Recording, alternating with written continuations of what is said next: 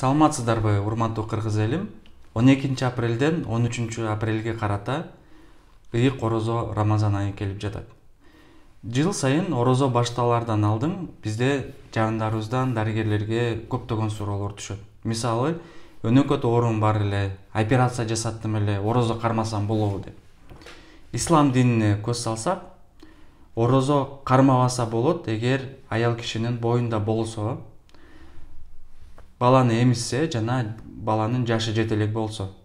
Медициналык жактан көз салганда орозо кармабаса болот. Бул эгер бейтаптын өнөкөт оорулары болсо, бул кандай оорулар? Ашказандын оорусу, кант диабети, кан басымынын жогорулашы.